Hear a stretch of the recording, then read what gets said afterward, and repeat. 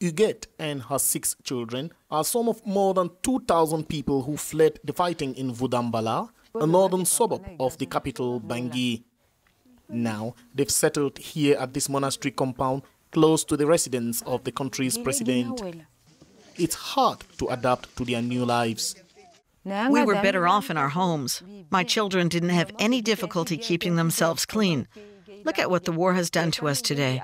We ran away to take refuge here. Look at the mattress that the children sleep on. Some of them are getting sick. We have nothing to eat. Will this war really end one day? I fear for my children's future. The Central African Republic has had 9 presidents since independence, 13 peace accords, and many years of dialogue with armed groups. Yet, insecurity still looms large in the country. The people have had enough and want protection.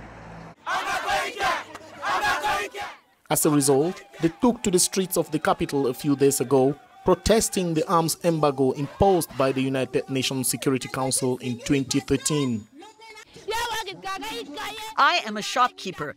Because of the insecurity, we can no longer go to the market to sell our goods and take care of our children. We can no longer pay our rents. That's why we have come out today to tell the UN to lift the embargo so that security can return to our country. I am a widow. How am I going to look after my children?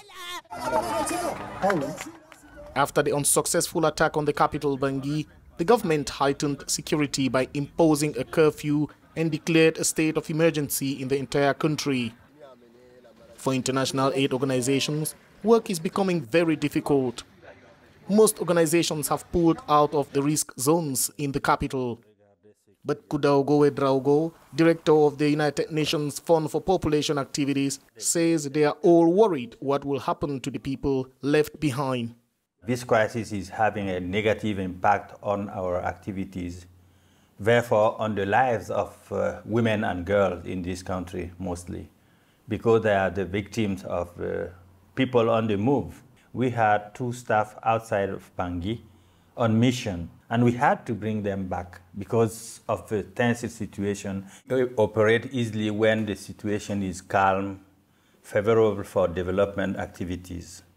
Attacks are still ongoing on the outskirts of Bangui, and there is an economic meltdown because supply routes from eastern Cameroon to Bangui have been blocked by rebels. The government is rejecting any form of dialogue with the armed groups. One thing is certain, the Central African Republic is a country under siege.